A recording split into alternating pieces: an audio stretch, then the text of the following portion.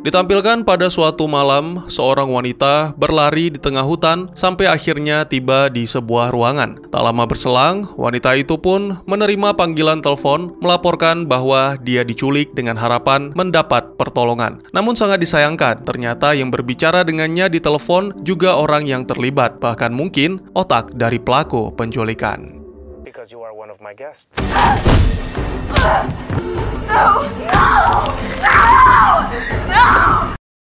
Beberapa hari kemudian ditampilkan para pengunjung yang memenangkan kontes. Tiba di sebuah pulau yang sangat indah. Seorang resepsionis menyambut dengan hangat, "Selamat datang di Pulau Impian, di mana segala hal yang kalian inginkan akan terwujud, kecuali sinyal." Ya, para pengunjung harus bisa menerima yang satu itu. Hanya 2 orang yang diminta menunggu di lobi, sedangkan sisanya diantarkan ke bungalow masing-masing. Salah satu dari pengunjung bernama Gwen. Begitu penasaran tentang impian yang terkabul, sayangnya tidak ada yang bisa dijelaskan oleh resepsionis karena wanita itu karyawan baru. Namun yang pasti, sang pemilik, yaitu Tuan Rourke, tidak pernah gagal memberikan rasa puas kepada pengunjung. Beberapa waktu kemudian, Gwen melihat jejak kaki di salah satu ruangan. Lalu ketika mencoba mengikuti, tiba-tiba saja malam harinya, para pengunjung berkumpul. Selain Gwen, di sana juga ada Patrick, Melanie, dan 2 bersaudara yang masih belum mendapatkan bungalow, Jedi dan Brex. Masih pembicaraan yang sama tentang rahasia pemilik hotel dalam mewujudkan impian. Mungkin saja dengan obat-obatan khusus yang dicampurkan ke dalam minuman, atau mungkin juga virtual reality, hologram, atau teknologi lainnya. Akhirnya, Tuan Rourke pun muncul menyapa para pengunjung, meyakinkan bahwa mereka tidak akan kecewa. Peraturan sudah dijelaskan dan semuanya akan dimulai esok pagi kecuali Jedi dan Brex. Mereka akan segera mendapatkan sesuatu yang sangat spesial. Itulah sepenggal kisah pembuka dari sebuah film yang akan saya ceritakan. Berjudul Fantasy Island, sebuah film yang rilis di tahun 2020, garapan sutradara Jeff Wadlow dengan sederetan aktor-aktor ternama yang memerankan para karakternya. Baik, tidak usah berlama-lama, mari kita lanjutkan ceritanya.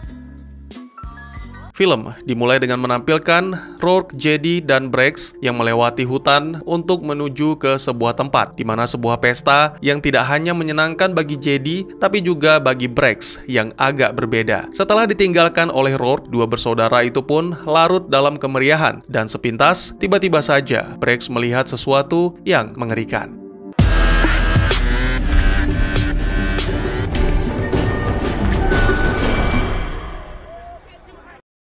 Keesokan paginya, Gwen dibuat kaget bukan kepalang melihat seorang pria kurus berdiri di depan tempat tidurnya. Ya, pria itu adalah seorang staf, membawa pesan bahwa Rourke menunggu Gwen di ruangannya. Tentu saja, itu tidak lain dan tidak bukan adalah masalah fantasi. Dalam perbincangan tersebut, Rourke mengakui bahwa fantasi Gwen cukup rumit, namun dia tidak menolak karena itu merupakan sebuah tantangan bagi Fantasy Island. Pekerjaan yang membosankan dan gagalnya hubungan percintaan adalah masalah utama Gwen. Rourke menunjuk ke sebuah pintu. Di sana Gwen akan mendapat kesempatan untuk memperbaiki semua itu.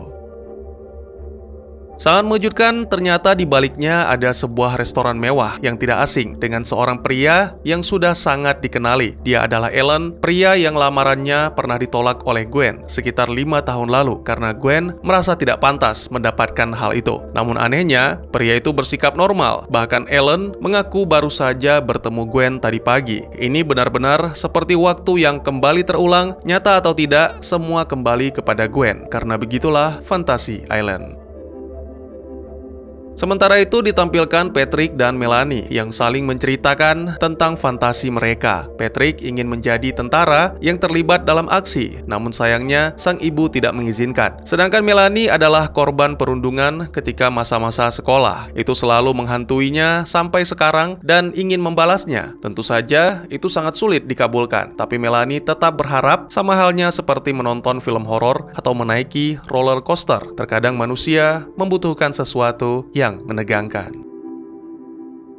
Tak lama berselang, Tuan Rourke menghampiri mereka dan langsung memberikan instruksi kepada Melanie untuk menuju ke sebuah ruangan rahasia dengan elevator. Terdapat ruangan kecil yang terpisah di sana dan sangat mengejutkan, ternyata di dalamnya ada Sloane, wanita yang dulu merundung Melanie. Melanie langsung merekam momen tersebut dengan kamera ponsel. Lalu siksaan pun aktif ketika beberapa tombol ditekan, mulai dari sengatan listrik, disiram air toilet, sampai menyebarkan video perselingkuhan di media sosial. Itu membuat suami Sloane benar-benar marah, namun hal yang paling mengejutkan adalah sebuah video yang menampilkan bahwa Sloane telah diculik 2 hari yang lalu, menandakan bahwa wanita itu bukanlah hologram.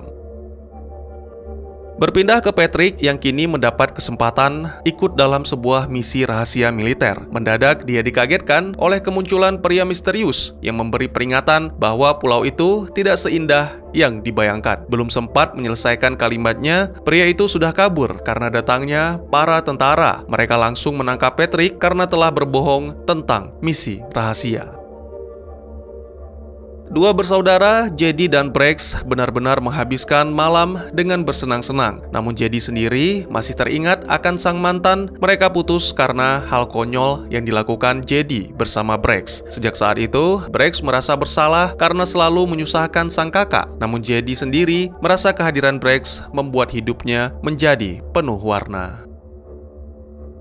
Kembali ke Gwen yang tengah menjalani fantasinya makan malam bersama Ellen. Dia benar-benar menikmati setiap perbincangan, candaan, sampai akhirnya Ellen menyinggung tentang anak. Ya, sesuai dengan ingatan, malam itu Ellen menyatakan keseriusannya untuk melamar. Sementara Gwen menikmati kemesraan, Jedi dan Brex menikmati kemewahan. Di tempat lain, Patrick dipertemukan dengan seorang letnan yang membuatnya terpana serta tertembak ketika serangan mendadak datang dari warga sipil bersenjata.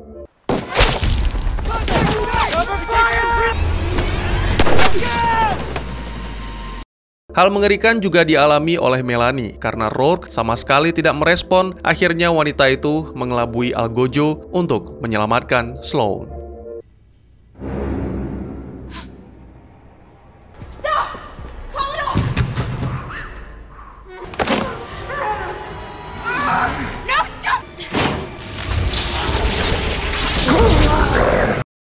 Ternyata Sloane tidak mengenali Melanie. Mereka pun bergegas memasuki hutan untuk melarikan diri. Pada malam harinya, sambil berjalan, mereka membicarakan tentang siapa kira-kira yang melakukan semua ini. Mungkin saja ada mantan yang tidak puas atau seseorang yang menyimpan dendam. Kondisi pun menjadi semakin parah. Melanie dan Sloane masih diburu oleh Algojo. Sampai akhirnya bantuan datang dari pria misterius.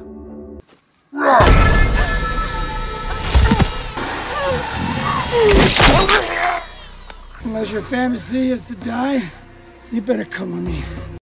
Teror juga dialami dua bersaudara Jedi dan Brex ketika sedang asik berpesta. Sebuah tembakan tepat mengenai salah satu lelaki favorit Brex. Tentu itu membuat semuanya panik. Lewat telepon, Rourke menjelaskan memang seperti itulah fantasi. Tapi menurut peraturan, Jedi dan Brex harus menyelesaikannya.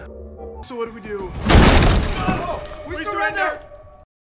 Untuk Gwen dan Patrick, sama sekali tidak ada teror selain mimpi horor. Hanya saja Patrick diajak bicara oleh letnan. Itu benar-benar luar biasa aneh. Dari perbincangan mereka, diketahui bahwa sang letnan adalah ayah Patrick ketika masih muda. Dan kala itu, Patrick berusia 9 tahun. Selain itu, mereka juga berbincang tentang Venezuela, sebuah tempat di mana Letnan Sullivan menjalankan misi terakhir dalam hidupnya. Keesokan paginya, Gwen terbangun tanpa Ellen di sisinya dan berpikir mungkin saja fantasi telah berakhir. Tapi ternyata tidak. Wanita itu menemukan foto bersama Ellen dan ketika ditemui, Rourke menjelaskan bahwa Gwen dan Ellen telah menikah selama 5 tahun serta telah memiliki seorang putri seperti yang diharapkan Gwen bernama Layla. Itulah kekuatan dari pulau. Rourke menceritakan sedikit bagaimana dia bersama sang istri berusaha mencari pulau itu bertahun-tahun yang lalu. Sangat disayangkan, sang istri meninggal dunia sebelum mereka tiba. Rourke pun mengharapkan istrinya hidup kembali seperti awal pertama kali bertemu, dan itu benar-benar terkabul sama halnya seperti fantasi Gwen. Oleh sebab itu, Rourke menyarankan agar Gwen menikmati fantasi tersebut. Sementara Patrick kembali diajak oleh Sullivan yang mana kali ini pergi dari tempat itu sekaligus meninggalkan para pasukan. Mungkin itu baik bagi Sullivan untuk menghindari kematian agar bisa berkumpul kembali bersama keluarga. Namun Patrick tidak menyetujuinya karena sang ayah tidak akan menjadi pahlawan dan tidak akan menjadi panutan. Mereka pun mulai bertengkar, berkelahi, sampai akhirnya Patrick mengancam akan menembak. Dia meyakinkan Sullivan agar tetap menjalankan misi dan melindungi para prajurit karena kali ini semuanya akan berbeda dengan kehadiran Patrick. Setelah sebelumnya menyerah dan tertangkap oleh komplotan Kalashov, JD dan Brex pun diinterogasi tentang pulau, fantasi, dan hal-hal lain. Menurut penjelasan Rourke, rumah mewah itu sebelumnya adalah milik Kalashov, seorang gembong narkoba. Dia memaksa JD mengatakan di mana uang dan sisa-sisa barang haram, jika tidak, maka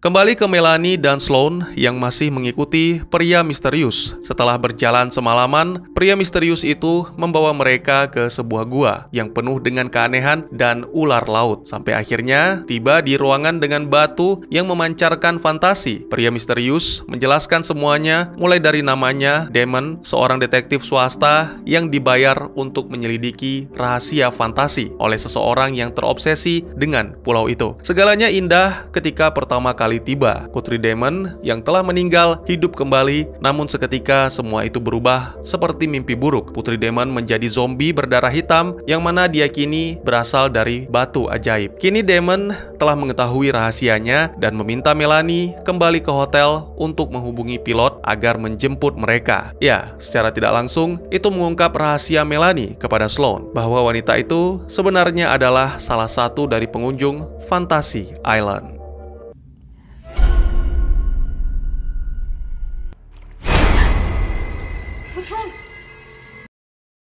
Setelah pertengkaran yang cukup pelik, kini Melanie dan Sloan tidak saling berbicara. Sampai-sampai Damon memberikan nasihat, pria itu melihat Melanie dan Sloan seperti putrinya yang telah mati. Dia berjanji akan berusaha membawa mereka keluar dari pulau itu. Sayangnya, serangan kembali datang dari Sang Algojo yang kini seutuhnya menjadi mayat hidup. Segala serangan tidak ada yang mempan, sampai akhirnya Damon pun mengorbankan diri.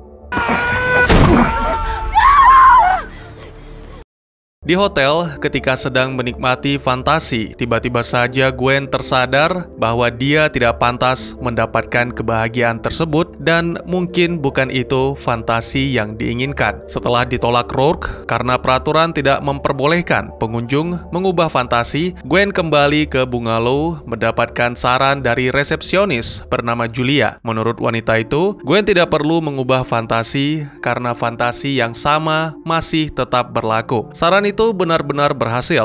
Rourke tidak bisa menolak fantasi yang sama, yaitu mengulang waktu. Hanya saja waktunya berbeda, di mana 1 tahun sebelum Ellen melamar. Kala itu Gwen membuat suatu kesalahan yang menyebabkan apartemennya terbakar dan seorang pemuda menjadi korban dalam tragedi itu. Di sana Gwen sempat bertemu JD, Brex, dan juga Patrick. Sayangnya tidak ada satupun dari mereka yang memberikan pertolongan.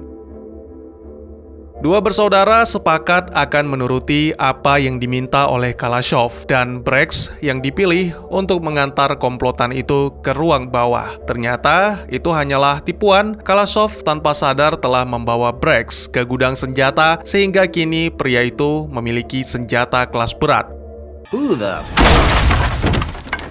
Ditambah Brex juga mengancam dengan menggunakan grenade. Pria itu benar-benar cerdas dalam memanfaatkan fantasinya. Keadaan pun berbalik. Kalashov kini diancam untuk melepaskan JD. Tiba-tiba saja ada seseorang yang mengancam, yang ternyata adalah Patrick. Entah bagaimana fantasi mereka bisa saling terhubung satu sama lain, tapi yang terpenting saat ini adalah mengalahkan Kalashov dan anak buahnya.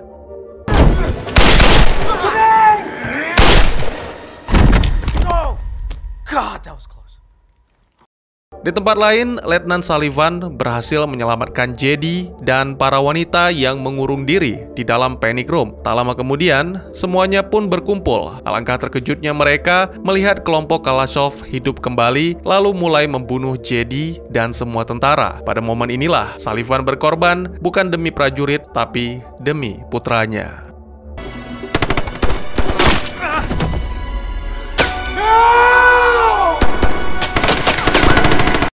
Dengan menggunakan peta yang ditinggalkan Damon, Melanie dan Sloan melanjutkan misi untuk kembali ke hotel. Namun sebelum itu, mereka harus meluruskan masalah dan saling meminta maaf. Melanie mengakui kesalahannya yang bersikap kekanak-kanakan. Dia tidak menyangka bahwa Sloan benar-benar nyata, bukan hologram. Mendadak, mereka pun mengingat sesuatu tentang sosial media dan telepon yang sempat terhubung ke suami Sloan. Itu memberikan sebuah ide yang lebih baik dibandingkan kembali ke hotel. Mereka pun langsung menuju ke ruang penyiksaan untuk menghubungi suami Sloan. Pada momen ini, Sloan mengaku dan meminta maaf atas semua kesalahan, lalu menyerahkan nomor telepon pilot kepada sang suami. Mendadak terdengar suara elevator yang menandakan ada yang datang. Ternyata itu adalah Patrick dan Brex. Mereka pun saling menjelaskan apa yang dialami, lalu memutuskan untuk berkumpul di ruangan Rourke. Bersamaan dengan itu, Gwen berhasil dikeluarkan dari fantasi oleh Julia. Dan setelah terbangun, Gwen menyadari sesuatu bahwa mungkin saja semua yang terjadi bukanlah fantasi miliknya, tetapi fantasi salah satu pengunjung lain. Tak lama kemudian, wanita itu menjelaskannya di hadapan Rourke dan semua pengunjung. Gwen yakin semua itu mengarah kepada pemuda bernama Nick yang tewas akibat kebakaran apartemen 6 tahun yang lalu. Gwen mengaku kecerobohannya lah yang mengakibatkan kebakaran. Brex menjelaskan bahwa dirinya dan sang kakak tidak memeriksa kamar Nick karena mengiranya sedang berkencan, dan Patrick yang merasa menyesal karena berada di sana tapi tidak melakukan apa-apa. Sedangkan Melanie tidak terlihat karena dialah gadis yang gagal diajak kencan oleh Nick. Rourke membenarkan hal itu. Semua fantasi yang dialami mereka bertujuan untuk balas dendam dan akan berakhir dengan kematian. Terdengar suara pesawat yang membuat semuanya segera keluar. Namun,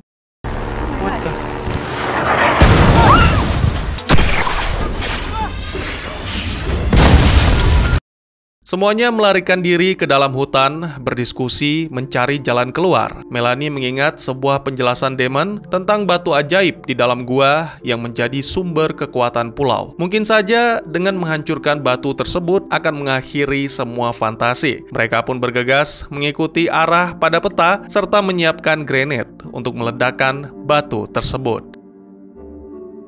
Beberapa waktu kemudian, kelompok itu pun mulai memasuki gua dan masing-masing dari mereka menemukan keanehan-keanehan yang tidak terduga. Mulai dari Brex yang bertemu dengan Jedi, Patrick bertarung dengan ayahnya, Gwen menyaksikan putrinya Layla membunuh Ellen dan berteman dengan Nick. Sloan menghadapi dirinya sendiri di masa lalu, serta Melanie yang kembali dihampiri oleh Algojo. Namun mereka semua berhasil melewati ujian tersebut, terutama Gwen. Melalui perbincangan singkat dengan Nick, Gwen mengetahui bahwa semua yang terjadi bukanlah keinginan pemuda itu. Terdengar jeritan yang membuat Gwen mencari teman-teman yang lain. Lalu semuanya pun berkumpul tanpa Patrick. Pada momen ini, akhirnya Melanie mengakui bahwa semua itu adalah fantasinya. Semua demi balas dendam atas kematian Nick, satu-satunya pemuda yang bisa menerima Melanie apa adanya. Lalu, tiba-tiba saja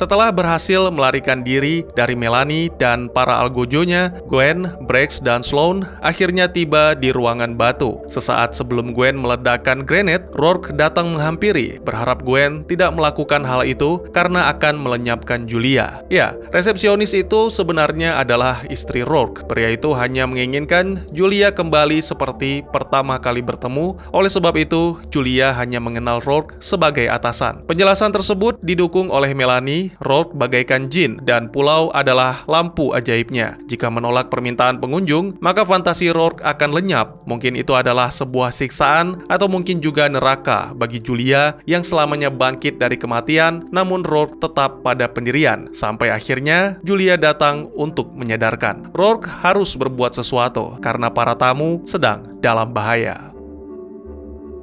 Tak lama berselang, Rourke pun kembali bersamaan dengan Patrick yang rela mengorbankan diri asalkan Gwen dan yang lainnya dibebaskan. Menurut Rourke, semua orang yang berada di pulau berhak mendapatkan fantasi, dan secara tidak langsung itu memberikan Sloan sebuah ide meminum air dari batu ajaib untuk mewujudkan impian, yaitu agar Melanie bisa bersama dengan Nick selamanya.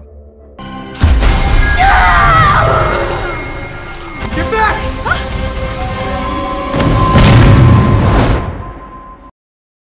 Semuanya terbangun dalam keadaan bingung dan hanya mengingat kejadian kemarin secara samar. Rourke menjelaskan tentang Patrick yang gugur sebagai pahlawan, itu pasti akan membuat ayahnya bangga. Film pun ditutup dengan menampilkan Rourke mengantarkan para pengunjung ke pesawat. Dia juga mempersilahkan Sloan untuk menuntut karena fantasi akan sulit diingat tapi bisa dirasakan. Hanya Brex yang tidak naik ke pesawat. Sejak awal, dia berada dalam fantasi Jedi. Oleh karena itu, kali ini Brex memutuskan menetap di Fantasy Island untuk membangkitkan Jedi dari kematian dan mengirimnya pulang. I don't think he's coming. Kini Brex akan bekerja untuk Rourke karena nama Brex terlalu aneh. Pria itu pun menggantinya dengan nama julukan, kependekan dari T, yaitu Tattoo. Welcome to Fantasy Island, Tattoo. Akankah ada pengunjung lain yang datang dan seliar apakah fantasi-fantasi mereka? Dan tamat. Ya, buat yang belum tahu, film ini adalah adaptasi dari serial TV tahun 70-an dan 80-an dengan nama yang sama. Dikemas dengan horor, kisah penyesalan dan keinginan yang tidak terpenuhi. Tuan Rourke adalah seorang fasilitator keajaiban di pulau itu, serta orang yang menghubungkan para pengunjung dengan fantasi mereka. Tapi tentunya tidak semudah itu. Sebuah peringatan tegas di awal, begitu fantasi dimulai, para pengunjung harus menjalaninya sampai akhir. Buat yang masih belum paham atau samar-samar, jadi hampir seluruh cerita film itu adalah bagian dari rencana Melanie. Saya pikir dia sudah merencanakan semuanya di jauh-jauh hari, mulai dari melakukan kesepakatan dengan Rourke, mengumpulkan informasi tentang pengunjung lain, serta penculikan Sloan. Beberapa pengunjung dapat menikmati fantasi, tapi semua itu berada di dalam fantasi Melanie. Jadi, fantasi di dalam fantasi. Bagaimanapun indahnya fantasi Gwen, Jedi, dan Patrick tetap saja akan berakhir mimpi buruk karena itu adalah bagian dari fantasi Melanie. Jika diperhatikan dan didengar secara seksama, ketika fantasi dimulai, ada tetesan seperti darah, namun berwarna hitam, yang berasal dari batu ajaib. Cairan ini berasal dari gua, tepatnya dari sebuah batu kristal, yang menjadi rahasia dari kekuatan pulau. Batu itu bisa mengetahui, mendengar, dan mewujudkan fantasi terbesar setiap tamu. Sangat tersirat bahwa ada kekuatan sihir yang menjadi pusat pulau itu, dan disinilah Rourke memegang peranan untuk mengumpulkan informasi sekaligus mengarahkan agar impian para pengunjung dapat terwujud. Itu juga merupakan bagian dari kesepakatan Rourke dengan pulau, dan sebagai imbalan, Julia akan terus dibangkitkan dari kematian untuk selamanya.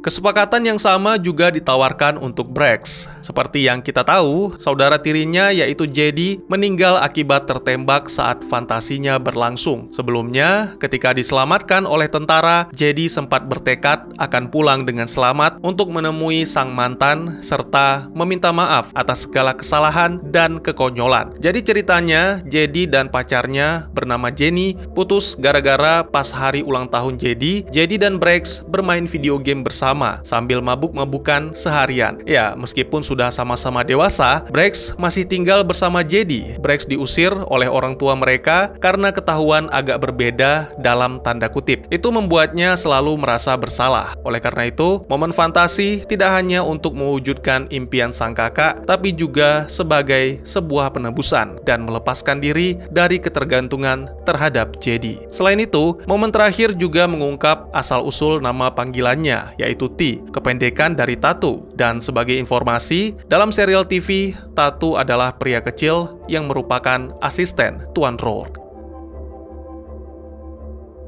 Fokus utama film ini adalah tentang trauma yang belum pulih, penyesalan, dan balas dendam. Kehidupan Melanie menjadi labil akibat intimidasi yang diterimanya. Setiap hari, dia merasa tidak percaya diri dan tidak pantas untuk dicintai, seperti apa yang dikatakan oleh Sloan semasa sekolah. Itulah yang menyebabkan Melanie ingin membalas dendam pada orang-orang yang telah menyakitinya dengan cara apapun, bahkan secara ekstrim dengan sebuah penyiksaan yang berujung kematian. Jika diingat kembali, sebelum masuk ke ruangan kecil, Melanie sempat meminta izin kepada Rourke untuk merekam momen tersebut dengan kamera ponsel agar bisa terus mengingatnya. Kemudian di adegan lain, setelah melakukan segala macam penyiksaan terhadap Sloan, tiba-tiba Melanie berubah pikiran, menyelamatkan Sloan dari kematian, bahkan meminta maaf. Di akhir-akhir, wanita itu pun berubah lagi, mengakui segala macam permintaan maaf dan kebaikan adalah suatu tipu daya demi membuktikan bahwa dia juga bisa menjadi orang yang berguna. Ini menunjukkan bahwa jiwa Melanie benar-benar telah rusak efek dari intimidasi yang tidak pernah pulih.